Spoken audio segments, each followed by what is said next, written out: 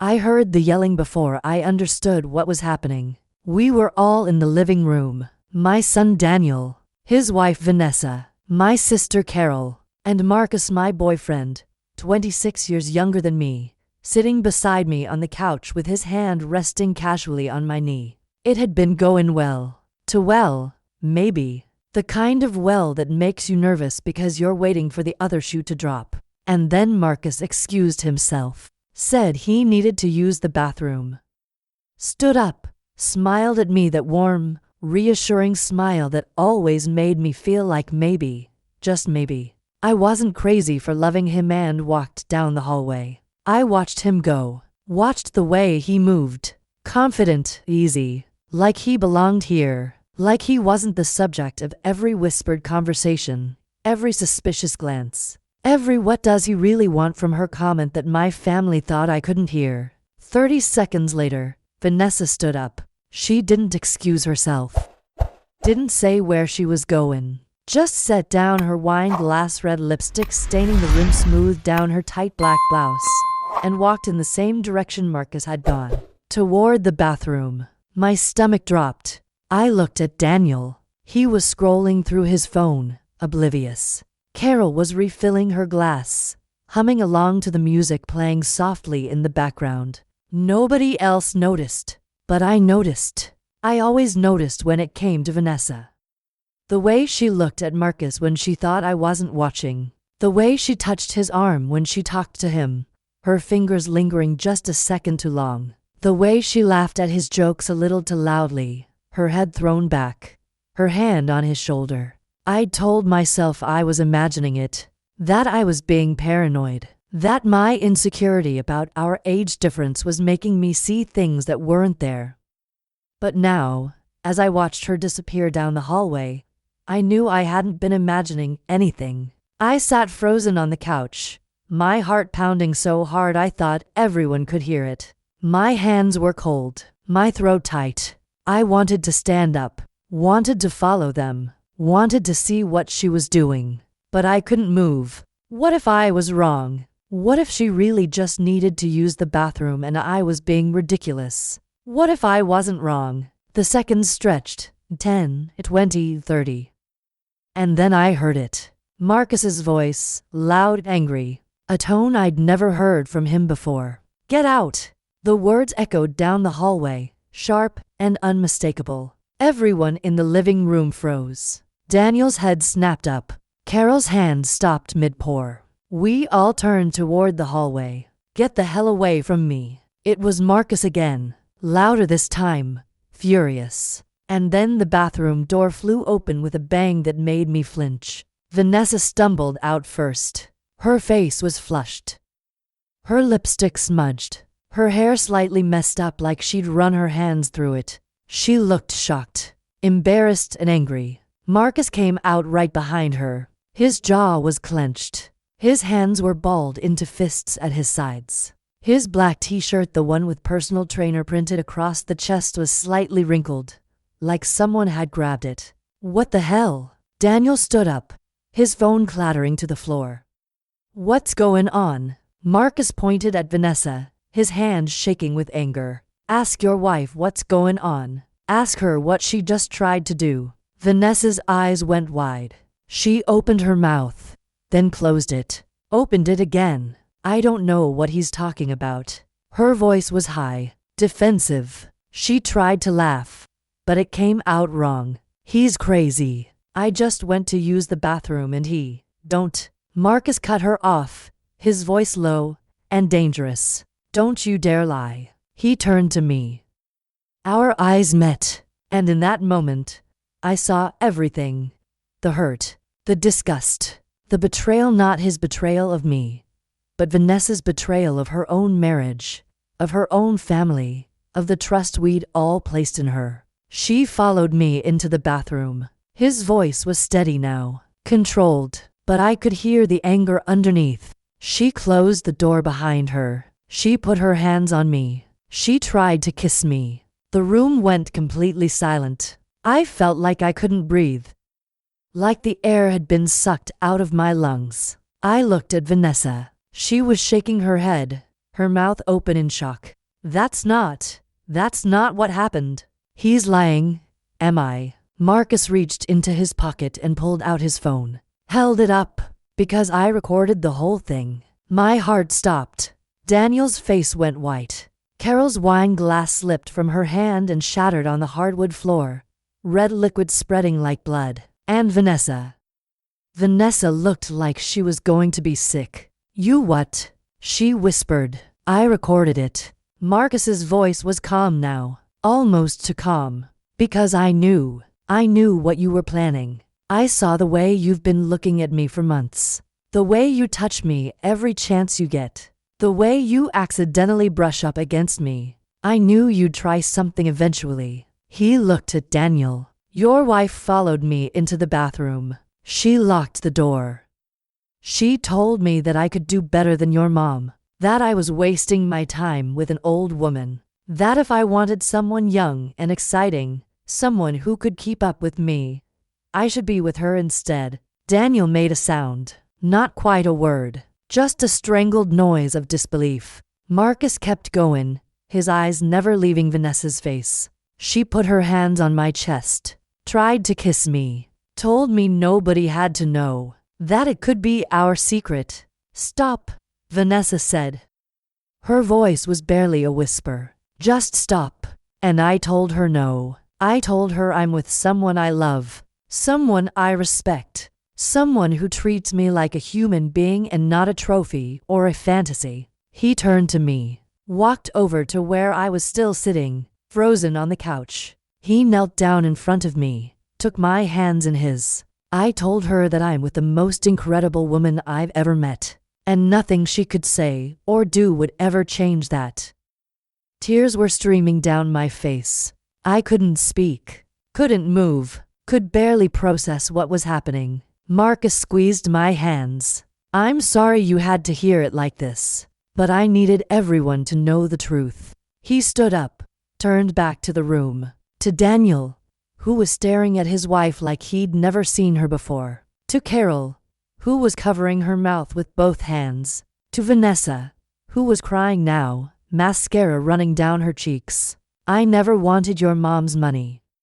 I never wanted her house or her car or anything else. I wanted her, just her, because she's kind and smart and funny, and she makes me want to be a better man. His voice broke slightly. And I'm so damn tired of all of you treating me like I'm some kind of con artist, like I'm incapable of loving someone just because she's older than me. The silence that followed was deafening. I sat there on the couch, my hands still warm from his touch, my heart still racing, and I thought, I never imagined he would do that. Never imagined he'd defend me so fiercely. Never imagined he'd risk everything, his relationship with my family, his place in my life, just to tell the truth. But he did, and in that moment, everything changed. Have you ever seen someone be completely disrespected by their own family? Someone judged for who they love? Drop a comment below and subscribe to this channel because this story is just getting started. Let me back up. Let me tell you how we got here. Because this didn't start with Marcus standing in my living room, phone in hand, exposing my daughter-in-law's attempted affair. This started 2 years ago, when I was 51 years old and absolutely convinced my life was over. My name is Diana. I'm 53 now. I live in a 4-bedroom house in the suburbs, the kind of house that's too big for one person but filled with too many memories to leave. My ex-husband Carl left me 7 years ago for a woman he met at his company's Christmas party. She was 32. He was 48. Nobody called him a cradle robber. Nobody asked what she saw in him besides his money. They just congratulated him on his fresh start. The divorce was brutal. Not because of the legal stuff that was actually pretty straightforward, but because of what it did to my relationship with my son. Daniel was 23 when his father left, old enough to understand what was happening, old enough to have opinions. And somehow, he decided it was partially my fault. That I'd let myself go. That I'd stopped making his father happy. That if I'd just tried harder, been better, maybe Carl wouldn't have strayed. He never said it outright. but I could see it in his eyes, in the way he'd change the subject whenever I tried to talk about the divorce, in the way he'd visit his father and the new wife and come back with stories about their trips and their new house and their perfect life. It hurt more than the divorce itself. After Carl left, I threw myself into work. I'm a financial consultant, good at my job, successful, independent. I rebuilt my life, paid off the house, bought a new car, started traveling, joined a book club, took up yoga. I did everything you're supposed to do after a divorce. Everything the self-help books and the therapists and the well-meaning friends tell you to do. But I was lonely, so incredibly, achingly lonely. Daniel got married 3 years ago to Vanessa. She was 28 then, beautiful in that Instagram way, perfect makeup, perfect hair, perfect outfits. She worked in marketing, made decent money, and seemed sweet enough at first. I tried to like her. I really did. I showed up to their engagement party with a smile. I helped plan the wedding. I gave them a generous check as a gift. I welcomed her into the family with open arms. But there was something about her that always felt off, like she was performing, like every smile, every hug, every "I'm so glad you're my mother-in-law" was rehearsed. Maybe I was being unfair. Maybe I was jealous that she had my son's attention in a way I didn't anymore. Maybe I was just looking for reasons not to like her because she represented everything. I wasn't young, beautiful, effortlessly confident. Or maybe my instincts were right all along. After they got married, Daniel pulled away even more. Phone calls became texts. Weekly dinners became monthly dinners became "we'll try to stop by when we can." I understood. He was building his own life. That's what kids do. But understanding didn't make it hurt any less. I spent my 51st birthday alone. Ordered takeout. Watched a movie. Went to bed at 9:30. Woke up the next morning and realized this was my life now. This was what being middle-aged and single looked like. Invisible. Irrelevant. Waiting for the next holiday when my son might remember to call. My sister Carol tried to set me up on dates. Other divorced men. Widowers. Men in their 50s and 60s who were age-appropriate and looking for companionship. I went on a few. They were fine. Nice enough. Polite.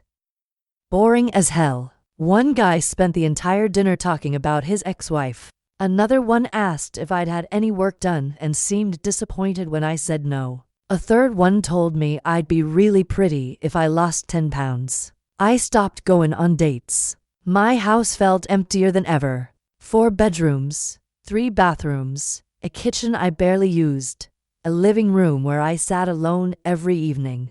It was too quiet. Too still, like a museum of my past life. I thought about selling it, downsizing to a condo, starting fresh somewhere new, but I couldn't bring myself to do it. This house held my memories. Daniel's childhood, family dinners, Christmas mornings, the life I'd built before it all fell apart. So I stayed, and I told myself I was fine, that this was enough, that I didn't need anything more. And then I met Marcus. It was a Tuesday morning, 7 a.m. I was at the gym, the one luxury I'd allowed myself after the divorce. Not a fancy place, just a local gym with decent equipment and no judgment. I was on the treadmill, headphones in, trying to sweat out the frustration of another sleepless night, when I noticed him. He was across the room at the weight rack, tall, fit. Obviously he worked there. Dark skin, close-cropped hair with a neat fade, a well-groomed beard. He wore a black t-shirt with the gym's logo and was helping an elderly man adjust his form on a chest press. I noticed him because of how patient he was, how gentle. The old man was struggling, clearly frustrated, and this young trainer just smiled and encouraged him and made little adjustments until the man got it right. Then the trainer looked up. Our eyes met across the gym. He smiled, not a flirty smile, just a friendly, genuine smile. I looked away quickly, my face heating up. What was I doing? He was a kid, couldn't have been more than 30. I was 51 years old, sweaty, and red-faced on a treadmill, probably looking like someone's mom who'd wandered in by accident. I finished my workout, grabbed my water bottle, headed for the locker room. "Excuse me."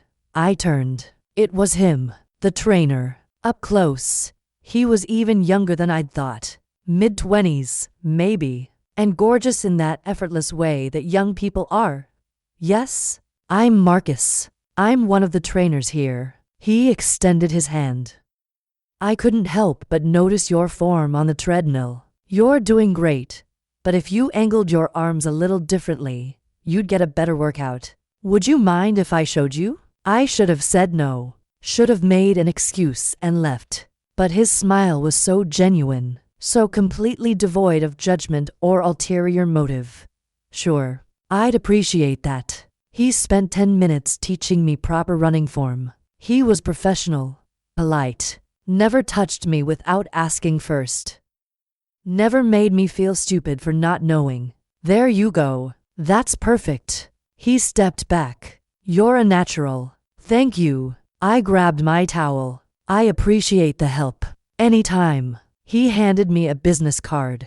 "If you ever want to set up some training sessions, let me know. No pressure. Just think about it." I took the card, thanked him again, went home, and I looked at that card every day for a week before I finally called. Our first session was awkward, at least for me. I kept worrying about what I looked like, about whether he was judging my body, about whether the other gym members were wondering what a woman my age was doing with a personal trainer young enough to be my son. But Marcus never made me feel anything but comfortable. He pushed me, made me work harder than I'd worked in years. But he also encouraged me, celebrated small victories, made me laugh when I wanted to give up. "Come on, Diana. 5 more reps. You've got this." "I really don't." "Yes, you do. I've seen you. You're stronger than you think." And somehow, hearing him say it made me believe it. We trained twice a week, then 3 times. Then he started staying after our sessions to talk about his job, his family, his dreams of opening his own gym someday. He asked about my life too, really asked, not the polite small talk people make, but genuine questions. "What do you do for work?" "I'm a financial consultant." "That's amazing." "Do you like it?" Nobody had asked me that in years. "I do, actually. It's challenging. It keeps my mind sharp." "I bet you're really good at it." "I'd like to think so." He smiled. That smile that made me feel seen. "I'm sure you are." 3 months in, I realized I was looking forward to our sessions more than anything else in my week. More than work. More than book club. More than the occasional dinner with Carol. I was looking forward to seeing him, and that scared me. Because I wasn't stupid. I knew what this looked like. A middle-aged woman crushing on her 20-something personal trainer. It was a cliché, a joke, the kind of thing people made fun of. I told myself to stop, to keep it professional, to remember he was just being nice because that was his job. But then one day, after a particularly brutal workout, he handed me my water bottle and said, "Hey, I know this is probably weird, but would you want to grab coffee sometime? Like, not as a trainer-client thing, just as friends." I stared at him. "Friends? Yeah." He looked nervous, which was strange because Marcus never looked nervous. "I like talking to you. You're interesting and funny, and I don't have a lot of people in my life who challenge me the way you do." "Challenge you?" "Yeah. You make me think. About life. About what I want. About who I want to be." He ran a hand over his head, a gesture I'd come to recognize as something he did when he was uncertain. "So, coffee? No pressure. If it's weird, just say so, and we'll forget I asked." I should have said no, should have drawn the line, should have protected myself from what I already knew was coming. But I didn't. Coffee sounds nice. That coffee turned into dinner. That dinner turned into a walk in the park. That walk turned into hours of conversation that made me forget about the age difference, about what people might think, about all the reasons this was a terrible idea. He made me laugh, really laugh, the kind that makes your stomach hurt and your eyes water. He listened when I talked about my divorce, about my strained relationship with Daniel, about the loneliness that had defined the past few years. And he shared too.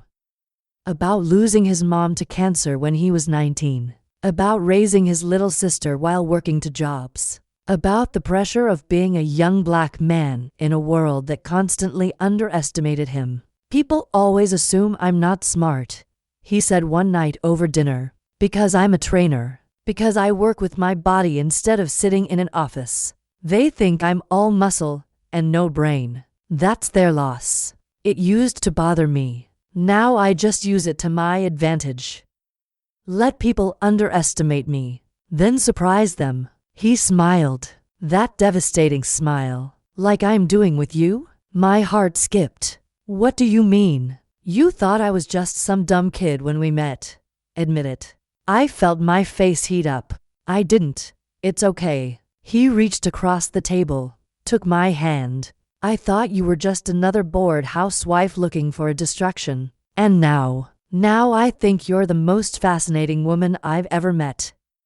We sat there, his hand warm in mine, and I felt something I hadn't felt in years. Hope. Excitement. The terrifying, exhilarating possibility that maybe I wasn't done living after all. Marcus, I'm 51 years old. I know. You're 27. I know that too. People are going to talk. They're going to say terrible things. They're going to assume you're with me for money, or that I'm having some kind of crisis, or, Diana. He squeezed my hand. I don't care what people say, do you? And the truth was, I did care. I cared a lot, but not enough to walk away from the way he made me feel. No, I lied. I don't care. He smiled. Good. Because I'd really like to kiss you right now. My breath caught. Here? In the middle of the restaurant. Here, now. If you'll let me. I should have said no. Should have been sensible. Should have thought about the consequences. Instead, I leaned across the table. Yes. And he kissed me. And the world fell away. I didn't tell Daniel right away. I knew how it would sound. How it would look. My son would think I'd lost my mind. My sister would worry I was being taken advantage of. My friends would whisper behind my back. So I kept it quiet. Marcus and I saw each other in private. At my house. At his apartment. Nowhere we might run into anyone I knew. It felt like being a teenager again. Sneaking around. Stealing moments. Living in a beautiful, fragile bubble that I knew would eventually burst. It lasted 3 months. Then Carol saw us. We were at a restaurant across town, holding hands across the table, laughing about something I can't even remember now. And Carol walked in with her husband for their anniversary dinner. She stopped dead in her tracks when she saw us. Her mouth fell open. Her eyes went wide. I saw the moment she processed what she was seeing. The confusion, the shock, the judgment. She walked over to our table. Diana. I pulled my hand back from Marcus's, like I'd been caught doing something wrong. Carol, hi. This is Marcus. Marcus stood up, extended his hand. Nice to meet you. Carol shook his hand automatically, her eyes never leaving my face. Can I talk to you for a second? In private? Carol, we're in the middle of, now, Diana. I excused myself. Followed her to the bathroom. Braced myself for what was coming. She didn't wait until the door closed. What the hell are you doing? Having dinner? Don't play dumb. Who is that? His name is Marcus. He's a child. Diana. What is he? 25. 27. Oh, well, that makes it so much better. She was practically yelling. A woman at the sink looked over, eyebrows raised. Carol lowered her voice, but the venom was still there. Have you lost your mind? Are you having some kind of breakdown? I'm having dinner with someone I care about.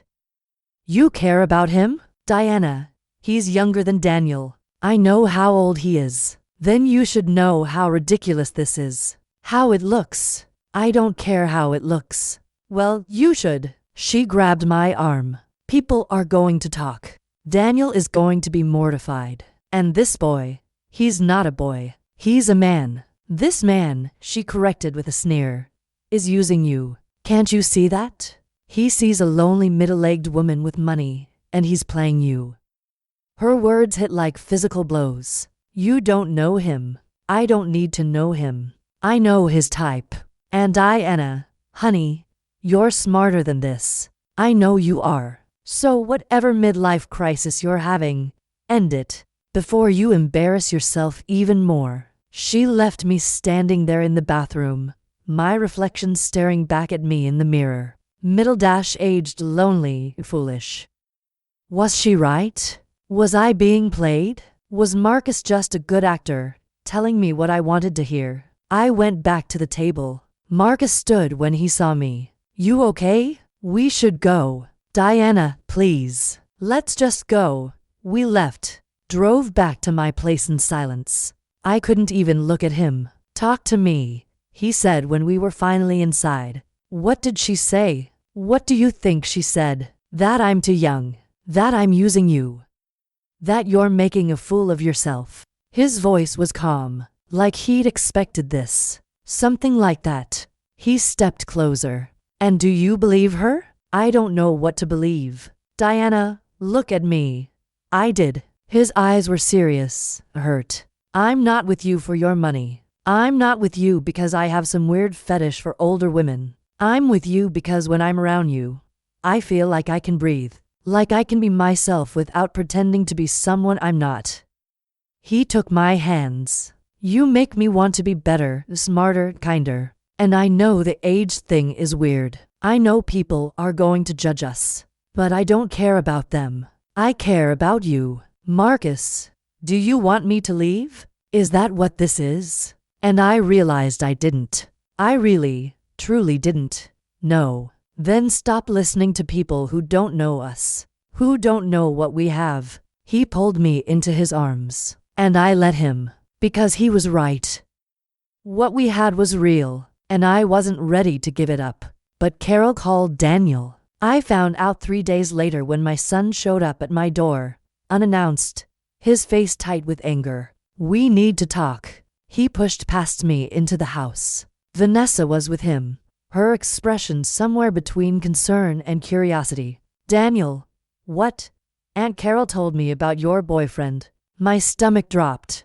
I was going to tell you. Were you? Because it seems like you've been hiding him for months. I wasn't hiding him. I just what? Didn't think I'd care that my mom is dating someone my age. Vanessa touched his arm. Babe, maybe calm down. I am calm. He wasn't calm. He was furious. Mom, what are you thinking? Do you have any idea how this looks? I don't care how it looks.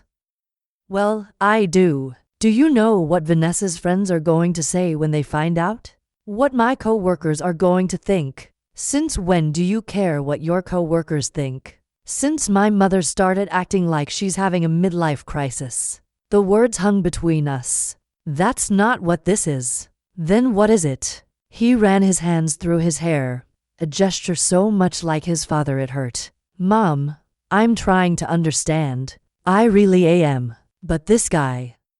What does he want from you? He wants me. Come on. A 27-year-old personal trainer goes after a 51-year-old woman? There's got to be a reason. The reason is that he likes me. Or he likes your house, your car, your bank account. I felt like I'd been slapped. Daniel, I'm serious, Mom. Have you even thought about this? What happens when he gets bored? When he realizes he could be with someone his own age? Someone who, he stopped himself.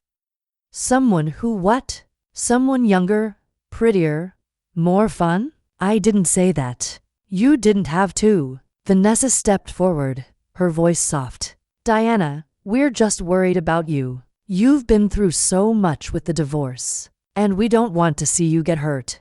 There was something in her eyes I couldn't quite read, something that made me uncomfortable. I appreciate your concern, but I'm a grown woman. I can make my own decisions. Even when those decisions are stupid? Daniel shot back. Get out. What? I said get out. If you can't respect me enough to trust my judgment, then I don't want you in my house. Mom, out. On now. He stared at me for a long moment. Then he grabbed Vanessa's hand and walked to the door. When this crashes and burns, don't come crying to me. The door slammed behind them, and I stood there in my empty house, wondering if he was right. 2 months passed.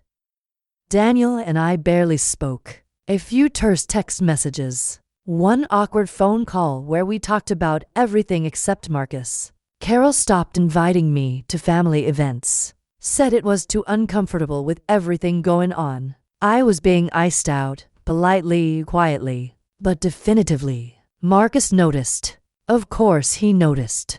You're sad. We were lying in bed, early morning light filtering through the curtains. His arm was around me, my head on his chest. I'm fine. No, you're not. You're sad, and you're trying to hide it. But I can tell. I didn't answer. He tilted my chin up so I had to look at him. It's your son, isn't it? He's still giving you a hard time. He barely talks to me anymore. I'm sorry. It's not your fault. Feels like it is. I sat up, pulled the sheet around me. Marcus, maybe everyone's right. Maybe we should. Don't. He sat up too. Don't say we should end this, because I know you don't want that.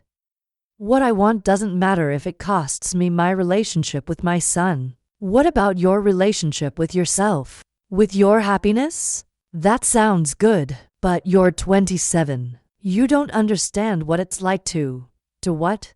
To be alone? To feel like nobody sees you? To watch everyone around you live their lives while yours just stops? His voice was intense. I lost my mom when I was 19. I spent the next 8 years taking care of my sister, working 2 jobs, pretending I was okay when I was falling apart inside. So don't tell me I don't understand loneliness. I didn't mean.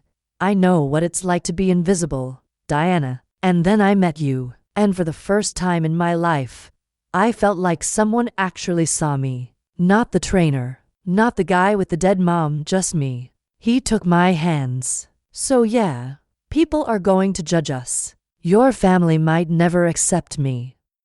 But I'd rather fight for this for us than spend the rest of my life wondering what if. I was crying now. What if it's not enough? What if I'm not enough? You are enough. You're more than enough. He kissed me, soft, gentle, full of promise. Let me prove it to them. Let me show your son that I'm not some kid playing games. That this is real. How? Invite them over. For dinner. Let me meet them properly. Let me show them who I really am. I wanted to say no. Wanted to protect him from their judgment, their cruelty. But maybe he was right. Maybe the only way through this was to face it head on. Okay, I'll invite them. The dinner was my idea. A peace offering. An olive branch. I called Daniel, asked if he and Vanessa would come over. Told him I wanted to try to fix things between us. He was quiet for a long moment. Will he be there? Your boyfriend? His name is Marcus. And yes, he'll be there. Mom, please. Daniel, just one dinner. If you still hate him after that, I'll respect your feelings. But please give him a chance. Another pause. Fine. One dinner. But if he's a jerk, he won't be. We'll see. The night of the dinner, I was a wreck. I cleaned the house top to bottom. Cooked Daniel's favorite meal, lasagna, garlic bread, Caesar salad. Set the table with the good dishes. Changed my outfit 3 times. Marcus found me in the bedroom, staring at my closet, nearly in tears. Hey. He wrapped his arms around me from behind. It's going to be okay. What if it's not? What if they're horrible to you? What if? Then they're horrible to me. I can handle it. I don't want you to have to handle it. He turned me around, looked into my eyes. I want to do this. For you. For us. Because I love you. It was the first time he'd said it. I stared at him, my heart in my throat. You love me. Yeah, I do. Is that okay? I kissed him. Hard.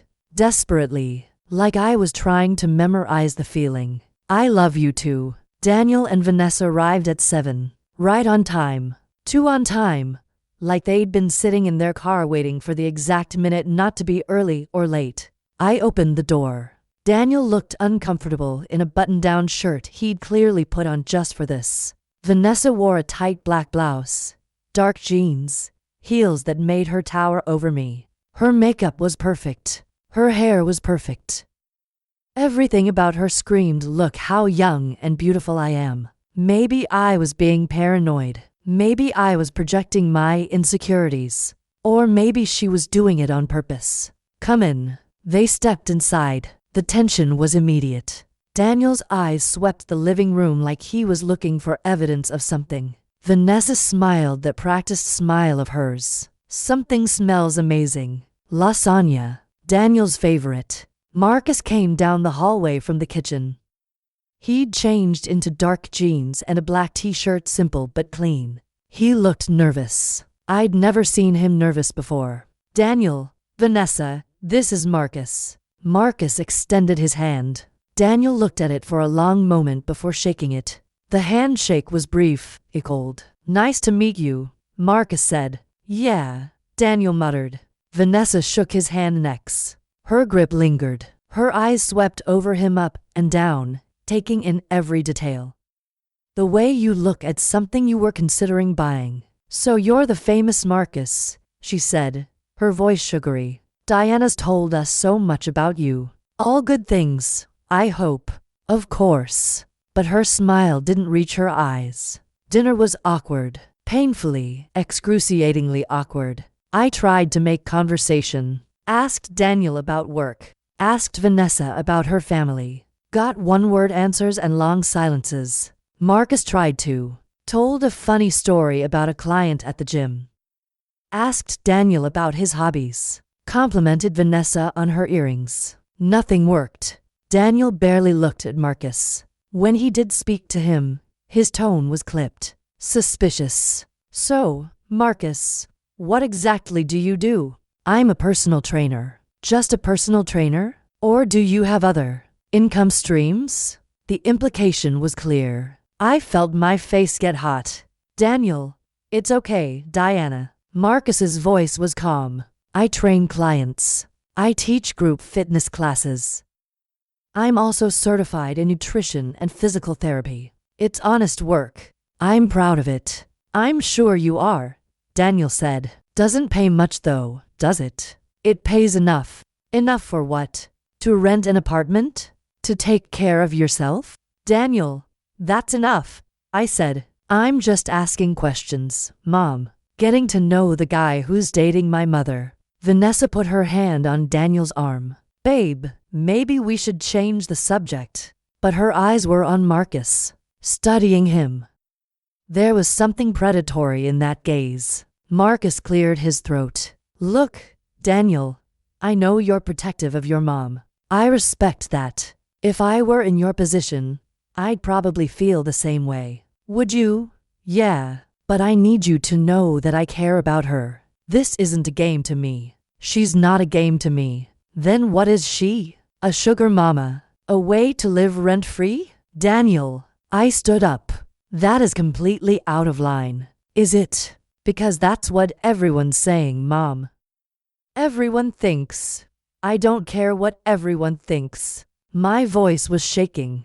I was holding back tears. I care what you think. You're my son. And it kills me that you can't just be happy for me. That you can't see that I'm finally happy after years of being miserable and alone. Daniel's face softened slightly. Just slightly. Mom, I just don't want you to get hurt. Then stop hurting me yourself. Silence. Heavy and uncomfortable. Vanessa stood up, smoothing her blouse.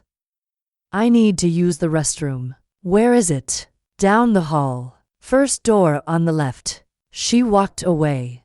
her heels clicking on the hardwood floor. Marcus stood too. "Excuse me for a second." He headed in the same direction. I didn't think anything of it at first. Why would I? People use the bathroom. It's normal. But then I noticed Daniel was on his phone, completely absorbed. And Carol, my sister, had stopped by with dessert, was refilling her wine glass in the kitchen. Nobody was paying attention, except me. And I felt that familiar unease in my stomach, that instinct that something was wrong. 30 seconds passed, a minute, and then I heard it. Marcus's voice, loud and angry. "Get out!" In the chaos that followed, Daniel shouting, Vanessa crying, Marcus standing there with his phone held up like evidence, I found myself frozen. Not in the present moment, but somewhere else. Somewhere in the past. I saw Daniel at 5 years old, running through this same living room with a superhero cape tied around his neck, laughing, calling out, "Mommy, watch this." I saw him at 10, sitting at the kitchen table doing homework while I made dinner, looking up at me with those big eyes and saying, "Mom, can you help me with this? You're so smart." I saw him at 16, getting his driver's license, hugging me tight and whispering, "Thanks for teaching me, Mom. I love you." When had he stopped looking at me like that? When had I become someone to be managed instead of someone to be loved? Was it when his father left? When he decided consciously or not that I was partially to blame for the divorce? Or was it earlier? Was it when he became a teenager and started pulling away, as all teenagers do, and I never figured out how to pull him back? I remembered the day he told me he was proposing to Vanessa. He'd come over for lunch, just the two of us. It had been one of those rare, perfect afternoons where everything felt like it used to. We laughed, we talked, we were mother and son again, not strangers making small talk. And then he pulled out the ring box. "Mom, I'm going to ask Vanessa to marry me." My heart had soared. This was good news. This was proof that he was happy, that he was moving forward with his life. "Daniel, that's wonderful, is it?" He looked uncertain, nervous. "What do you mean?" "I don't know." "Is she the one?" "How do you know for sure?" And I'd told him what I thought he wanted to hear. "You just know. When it's right, you feel it." "Did you feel that with Dad?" The question caught me off guard. Yes, I did once. But it didn't last. "No, but that doesn't mean it wasn't real at the time." He'd nodded, put the ring box away. We'd finished lunch and hugged goodbye, and I'd thought everything was fine. But now, standing in my living room watching my son confront his wife about her attempt to seduce my boyfriend, I wondered if I'd given him the wrong advice. Maybe I should have told him that love isn't about being sure. It's about taking a leap of faith. It's about trusting someone even when the world tells you not to. Maybe if I'd said that, he'd understand what I have with Marcus. He'd see that sometimes the right person shows up at the wrong time, or in the wrong package. And you have to decide if you're brave enough to love them anyway. I remembered another moment. 2 years ago, right after Carl had left me for his girlfriend, Daniel had come over, found me crying in the kitchen, held me while I sobbed. "Mom, you're going to be okay. I promise. I don't feel okay. I know, but you will be. You're the strongest person I know." When had he stopped seeing me as strong? When had I become someone who needed to be protected from my own decisions? After Marcus played the recording, Vanessa's voice unmistakable, saying all those awful things, propositioning him, telling him he was wasting his time with an old woman. The room erupted. Daniel's face went white, then red, then white again. "You did what?" Vanessa was crying, mascara running down her cheeks, hands shaking. "I didn't.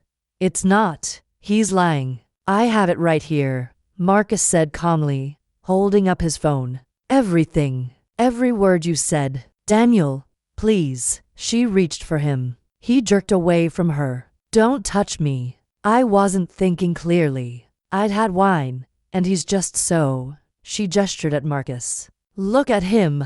Anyone would. Anyone would what?" Throw themselves at their mother-in-law's boyfriend? Daniel's voice was cold. I'd never heard him sound like that. Carol, who'd witnessed the whole thing, set down her wine glass with a shaky hand. I think I should go. Yeah, Daniel said. I think we all should. He grabbed his jacket, looked at Vanessa with disgust. You're coming with me. We need to talk. Somewhere not here. Daniel. Now, Vanessa. She followed him to the door, still crying, still trying to explain. Daniel paused at the threshold, turned back to me. Mom, I'm sorry. 3 words. But they carried the weight of everything unsaid. I'm sorry I didn't believe you. I'm sorry I thought he was using you. I'm sorry I've been such an ass. His voice broke. You deserved better from me. And he looked at Marcus. He's a better man than I gave him credit for. And then they were gone. The door closing softly behind them. The house suddenly too quiet. Marcus came to me, pulled me into his arms. I was shaking, not crying yet, just shaking. Are you okay? I didn't answer, couldn't answer. Too many emotions fighting for space in my chest. Relief that the truth was out. Horror at what Vanessa had done. Grief that it had come to this. Pride that Marcus had defended me so fiercely. Fear that this would blow up my family beyond repair. Diana, talk to me. I pulled back, looked up at him. Why did you record it? He ran a hand over his head. That nervous gesture again. Because I knew she'd try something eventually. The way she's been looking at me for months. The way she finds excuses to touch me. The comments she makes when you're not around. What comments? Asking if I'm happy. Telling me I'm too young to be tied down. Saying things like if you ever want to have fun with someone your own age, you know where to find me. My stomach turned. She said that multiple times. I kept blowing her off. But after Daniel called you crazy for dating me, after they made it clear they thought I was using you, I knew she'd escalate. He cupped my face in his hands. I'm sorry I didn't tell you sooner. I thought I could handle it. Thought I could just avoid her. But tonight, when she followed me into the bathroom and locked the door, his jaw clenched. She told me you were just a phase. That I'd get bored with you. That she could give me things you couldn't. Tears were running down my face now. Not sad tears. Angry tears. That woman is married to my son. I know. She tried to sleep with you while her husband was 20 feet away. I know. And she had the nerve to call me old. To say you were wasting your time with me. Marcus pulled me close again. You're not old. You're perfect. And I don't care if you're 53 or 73 or 103. You're the woman I want to be with. I sobbed into his chest. Great, heaving sobs that shook my whole body. All the stress and fear and hurt of the past months pouring out. He just held me, stroked my hair, let me cry. Later, after Carol had left with a hug and a whispered I'm proud of you. After Marcus and I had cleaned up the dinner no one had eaten. After we'd collapsed onto the couch in exhausted silence, my phone rang. Daniel. I almost didn't answer, but something made me pick up. Hello, Mom. His voice was rough, like he'd been crying. I filed for divorce. I called a lawyer. Tonight. I can't be with someone who would do that. Daniel. And Mom, I'm sorry. For everything. For not trusting you. For treating Marcus like garbage. For caring more about what people think than about your happiness. He took a shaky breath. You were right. About all of it. I was projecting my issues onto you. My fear that you'd end up like Dad. My anger about the divorce. My own insecurities about getting older. Daniel, you don't have to. Yes, I do. Because I've been a terrible son. And you deserve better. I was crying again. You're not a terrible son. You were trying to protect me. By making you feel like crap for being happy? That's not protection, Mom. That's control. He was quiet for a moment. Can I see you? Tomorrow? Just the 2 of us? Of course. And Mom, tell Marcus I'm sorry. Really sorry. He's a good guy. I see that now. I will. I love you. I love you too, baby. I hung up, looked at Marcus. He's filing for divorce. I heard.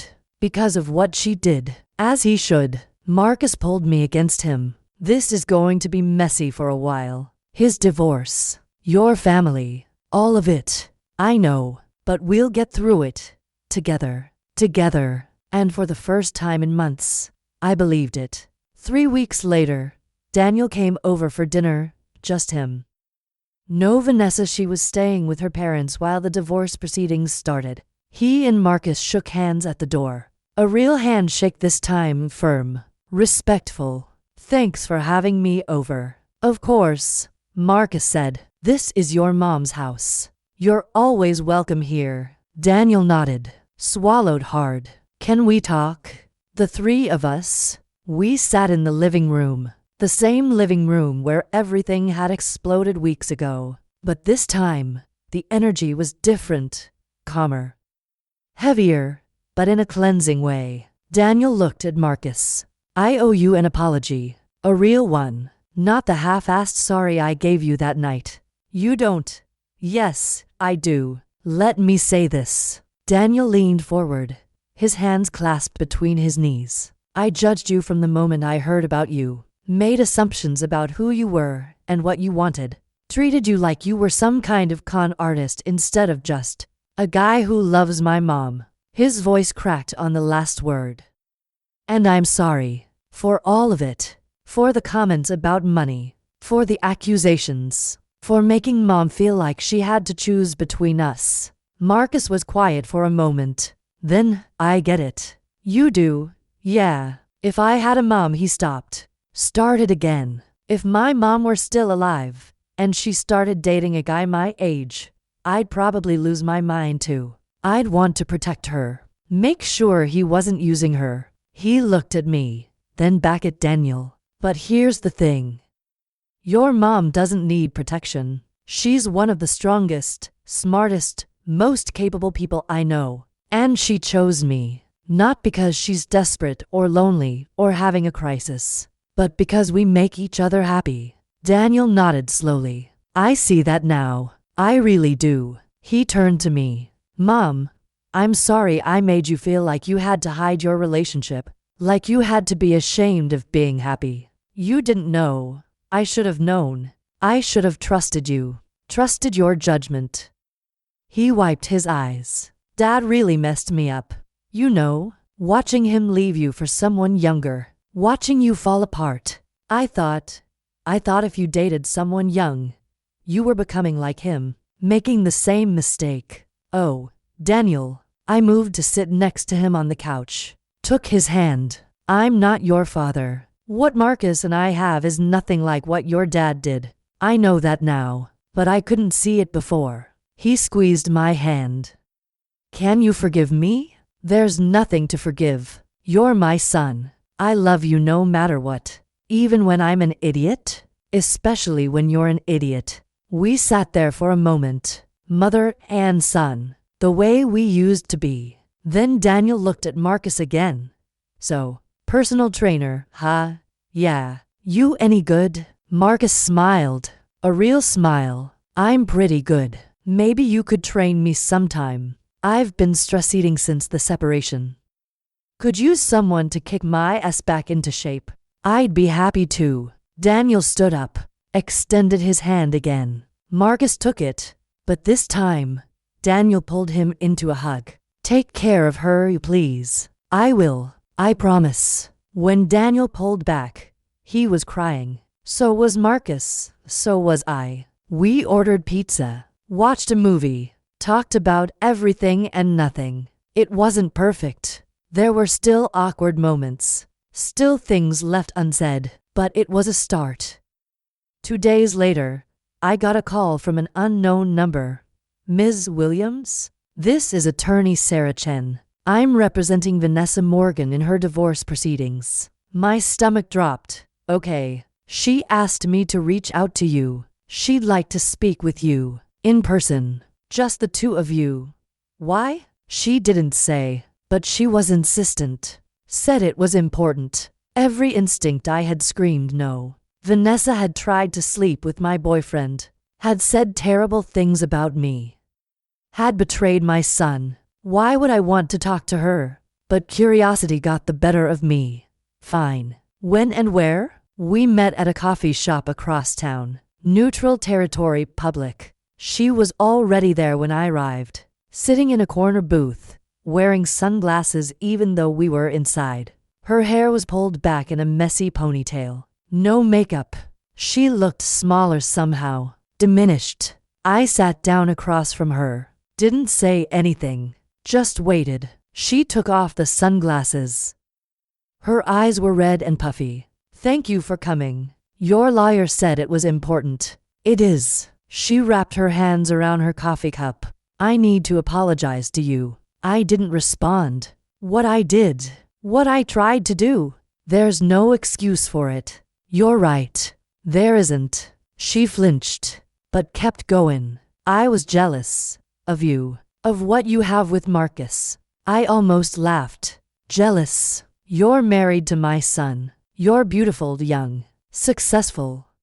What could you possibly be jealous of? The way he looks at you. Her voice was barely a whisper. Marcus, the way he looks at you like you're the only person in the room. Like you're the most fascinating thing he's ever seen. Like he'd do anything for you. She wiped her eyes. Daniel never looked at me like that. Not even at the beginning. He looks at me like I'm a pretty accessory. Something to show off to his friends. But not like I'm real.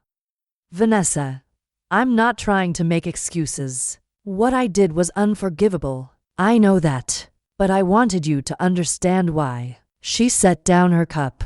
I saw you with Marcus at that dinner. Saw how happy you were. How confident. How alive. And I realized I've never felt that way with Daniel. I've always been performing. Being the perfect wife. The perfect daughter-in-law. The perfect everything. Her voice broke. And I'm so tired. So damn tired of pretending.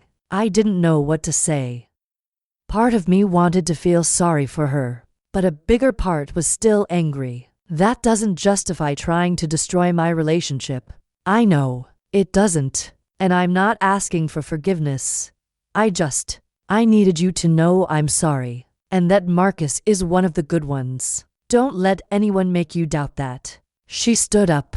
Put her sunglasses back on. Take care of yourself, Diana. And hold on to what you have. It's rarer than you think. And then she was gone, leaving me sitting there with more questions than answers. That night, I told Marcus about my conversation with Vanessa. We were in bed, his arm around me, my head on his chest. The familiar comfort of being together. She's not entirely wrong, I said quietly. About what? About you being one of the good ones. He squeezed my shoulder. I'm not that special. Yes, you are. You stood up for me when my own family wouldn't. You defended me in front of everyone. You could have just walked away. Found someone easier. Someone without all this baggage. Diana, let me finish. I sat up, looked at him in the dim light. I've spent the last 7 years feeling invisible. Feeling like I didn't matter to anyone. Like my best years were behind me, and all I had to look forward to was being someone's aging mother who they visited out of obligation. Tears were sliding down my cheeks now. And then you showed up. And you saw me. Really saw me. Not who I used to be. Not who I'm supposed to be at 50-3, just me. He wiped my tears away with his thumbs. Of course I saw you. You're impossible to miss. I'm not. You are. You're brilliant and kind and funny and sexy as hell. You challenge me. You make me think. You make me want to be better. He pulled me back down, held me close. I'm the lucky one here, Diana. Not you. You could have anyone. And you chose me. We lay there in silence for a while, just breathing together. What happens now? I finally asked. What do you mean? With us? With Daniel? With everything? Marcus was quiet for a moment. I think we just keep going. Keep being honest. Keep loving each other. And eventually, people will either accept it or they won't. And if they don't, then that's their problem, not ours. He kissed the top of my head. I'm not going anywhere, Diana. Even when it's hard. Even when people judge us. Even when it would be easier to walk away. I'm staying. Promise. Promise. And I believed him. For the first time in maybe my entire life, I believed someone when they said they wouldn't leave. 6 months have passed since that terrible dinner. Since Vanessa followed Marcus into the bathroom. Since the truth came out. Daniel's divorce is almost finalized. He's in therapy, working through his issues with his father, with me, with himself. He and Marcus have lunch together sometimes. Talk about sports and work and life. They're not best friends, but they're friendly, respectful, and that's enough. Carol apologized, took me out for dinner, and told me she'd been wrong, that she was happy for me, that Marcus was good for me. My friends from book club warmed up eventually, started inviting me to things again, stopped whispering when I walked into the room. The stares in public haven't entirely stopped. People still do double takes when they see us together. Still make assumptions, still judge, but I don't care anymore. Not really, because I've learned something important. Other people's opinions of my life don't change my reality. Marcus and I are happy. We're building something real, something that works for us, even if it doesn't make sense to anyone else. I'm 53 years old. He's 27. And we're in love. That's it. That's the whole story. Not a midlife crisis. Not a sugar mama situation. Not a boy toy. Not whatever else people want to call it. Just a people who found each other at the right time, even if the world thinks it's the wrong time. Last week, Marcus asked me to move in with him. He's getting a bigger apartment. Wants me to help him decorate it. Make it ours instead of just his. I said yes. Daniel's reaction surprised me. That's great, Mom. I'm happy for you. Really, really. He smiled. You deserve to be happy. And if Marcus makes you happy, then I'm all for it.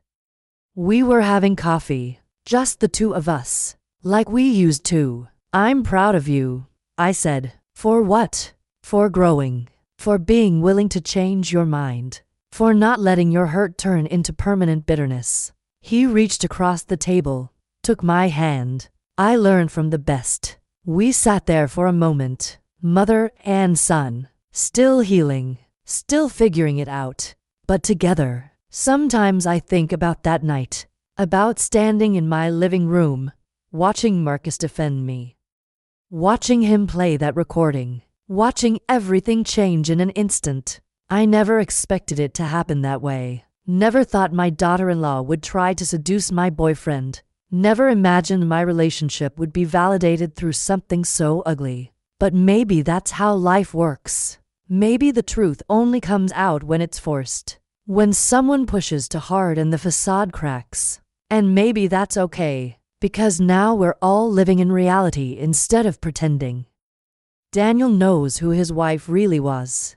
I know who Marcus really is. And Marcus proved to everyone, including himself, that he's exactly who he says he is. Loyal, honest, real, everything I'd hoped for but was too scared to believe in. Marcus is calling me from the kitchen. We're packing boxes, getting ready for the move, starting our life together officially. Diana, where do you want me to put these photo albums? I'll be right there. I stand up from where I've been sitting on the bed, sorting through old clothes, deciding what to keep and what to let go. It's a metaphor, I guess. Letting go of the past, making room for the future. I walk to the kitchen. Marcus is surrounded by boxes, holding a stack of albums, looking adorably confused. These look important. I don't want to just throw them in any box. They are important. Those are Daniel's baby pictures, his whole childhood. Marcus carefully sets them on the counter. We should make a special box for them. Make sure they don't get damaged. He said we, like it's natural, like my history is now his history too. I walk over to him, Stand on my toes, kiss him. What was that for? He asks, smiling. For being you. I'm not doing anything special. That's the point. You make everything feel easy, natural. Like this is exactly where we're supposed to be. He wraps his arms around me. Because it is. We stand there in my kitchen, soon to be my former kitchen, surrounded by boxes and memories and the beautiful mess of combining two lives into one. And I think, this is happiness. This moment, right here, not perfect, not without complications, but real. And that's all I ever wanted. If this story touched you, if you've ever been judged for who you love, or had to defend your happiness to people who should have supported you, I want to hear from you. Leave a comment below. Tell me your story. Have you ever had to choose between love and approval? Subscribe to this channel if you believe that happiness doesn't have an age limit. Hit that like button if Diana and Marcus's journey resonated with you.